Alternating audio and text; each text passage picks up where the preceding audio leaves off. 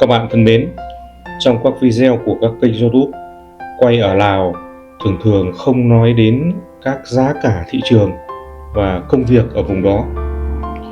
Để các bạn tham khảo tìm hiểu công việc xem có phù hợp với mình không, tôi làm video này chia sẻ thông tin với các bạn những gì tôi đã biết về công việc, giá cả, thị trường ở vùng đó. Trong các bạn đang xem video hoặc là người thân của các bạn, không ít người chưa có công việc ổn định hoặc là cũng muốn biết về những thông tin giá cả ở bên quốc gia Lào này. Các bạn yên tâm, tôi đã sống và làm việc ở bên quốc gia Lào này hơn chục năm rồi. Tôi biết rất là rõ về các công việc và các giá cả ở bên này. Và bây giờ mời các bạn xem video.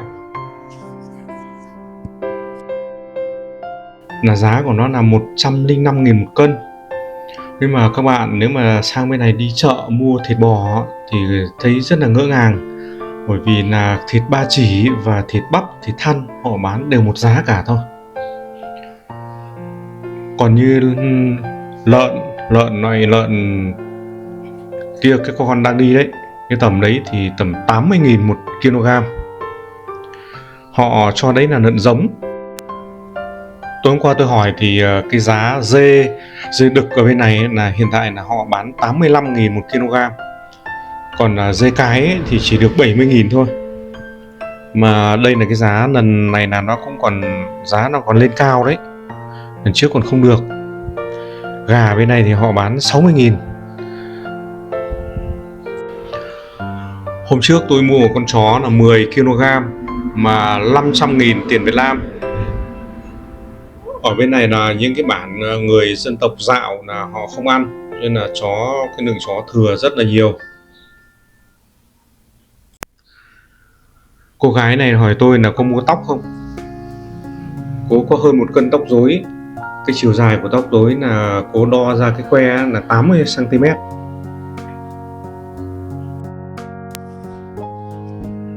Về diện tích đất để làm nông nghiệp ở bên này là rất là nhiều.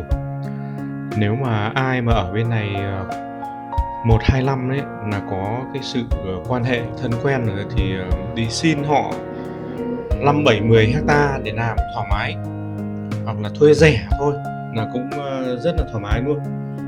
Nhưng mà về cái luật đất đai ở bên này thì mình không nhập tịch ở đây thì mình không thể mua được. Đó, những cái cánh đồng ở khu vực này là họ trồng cao su. Bên này tận dụng là những cái khu vực mé đường ấy là nó bằng phẳng, là họ sẽ làm dụng lúa nước. Và đây là tới bến xe của thị xã Phong Sa Lì. Bến xe ở bên này thì họ rất là đơn giản thôi. Ở vùng Phong Sa Lì này thì cái nhiệt độ, độ ẩm nó cao lắm, nó ở trên cao, cho nên là chỉ cần mưa nho nhỏ tí thôi là cái lượng sương mù nó bao phủ dày đặc hết cả thị xã. Khu này là khu quán ăn của khu vực bến. Về ăn uống ở đây thì họ đầu tư mở ra quán thì họ cũng không phải cầu kỳ như ở những nơi khác. Khách hàng họ cũng dễ tính. Thị xã này thì cũng dân cư rất là đông đúc. Ở bên này là thuê nhà để kinh doanh ấy thì giá cả nó cũng rẻ thôi. Nó từ 2 triệu đến 2,5 triệu. Một cái kiosk xây cấp 4 mà chiều mặt của nó là 4 mét, sâu tầm 13 mét, ở gần khu chợ. Đây là chợ trung tâm của thị xã Phong Sa Lì. Chợ buổi trưa cho nên là cũng là ít người.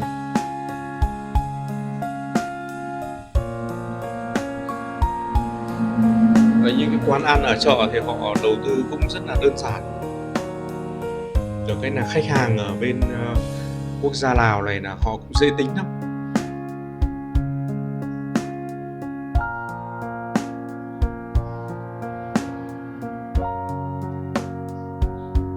Chợ này là họ họp cả ngày.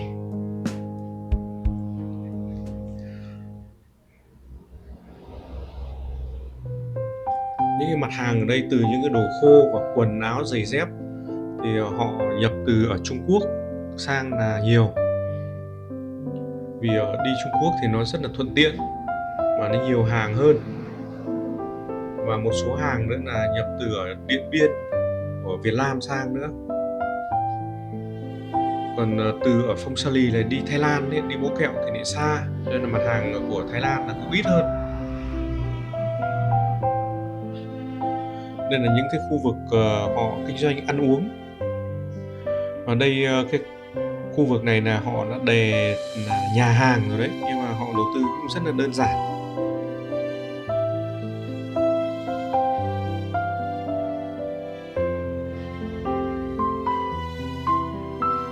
Ở bên quốc gia Lào này thì những cái đồ ăn đa số họ làm những cái món nướng. Họ cứ đóng đĩa hết ra, xong là ai vào ăn cái gì thì họ gọi. Và đây là một suất cơm của một đồng chí lái xe ca đấy. Rất là mộc mạc và đơn giản nữa.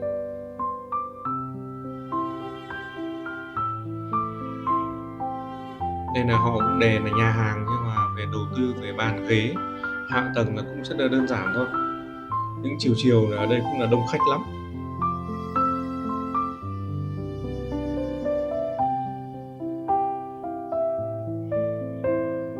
Bác này là bán đồ ăn chín. Bác này bán đến hàng hơn chục năm rồi đây, vẫn cứ bán mà cũng chạy hàng lắm.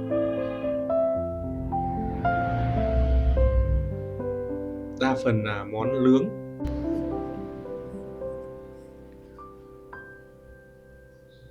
Đây là bến xe Phong Sa Lì, bến xe liên tỉnh. Ở bên này là họ kinh doanh về hành khách này ấy, là xe họ cũng không nhất thiết phải lấy xe mới đâu. Đó, cái xe tải nhỏ kia ấy, là họ dùng để họ chạy taxi ấy.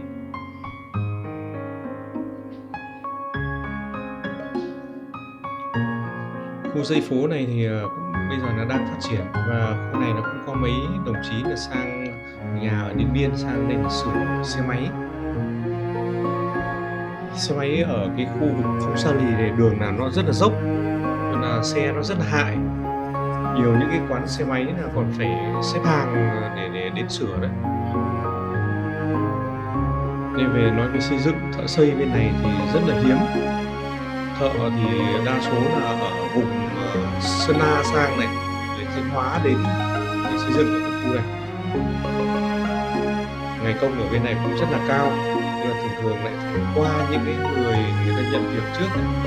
Người ta nhận việc cho nên là cũng phải qua mất một cầu.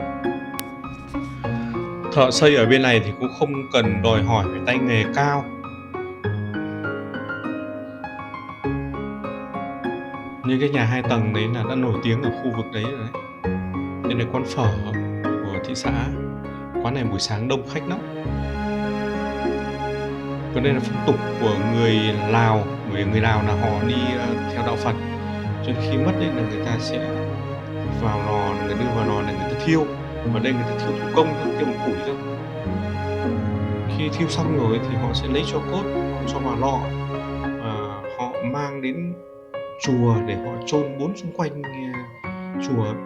Bởi vì là chùa là ở bản nào cũng có một ngôi chùa, cho nên là những người đi theo đạo Phật ấy là đây coi như 4 xung quanh là thành một cái nghĩa địa chẳng hạn đấy. Đó, vàng vàng mà hành tháp đấy, đấy là những cái ngôi mộ của người dân đi theo đạo Phật đấy. Đạo Phật đây thì đa số là đi theo đạo Phật Lam Tông. Đấy, đất đai thì rộng lắm, dân số ở đây là thưa, đất đai thì rộng, nên là không có sức mà làm nữa.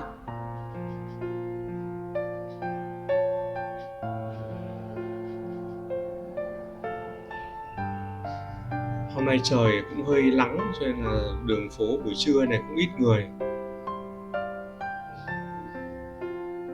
Tôi thấy là buôn bán ở bên này là rất là dễ. Với lại mở những cái dịch vụ như là sửa xe máy hoặc là sửa điện thoại, ở bên này là dễ làm ăn. Khách hàng là họ dễ tính, họ không mặc cả giá. Để video sau ấy là tôi sẽ quay về cái khu vực mà những cái gỗ mà dân họ trồng ấy, gỗ tếch ấy, nó thành những cái cánh rừng rất là lớn. Với lại quay về những cái vùng mỏ đá quý hoặc là mỏ vàng của Lào. Và những video sau tôi sẽ phục vụ các bạn. Và bây giờ xin chào tạm biệt các bạn. Và rất là mong được các bạn ủng hộ, đăng ký kênh và chia sẻ cho mọi người cùng xem. Xin chào tạm biệt.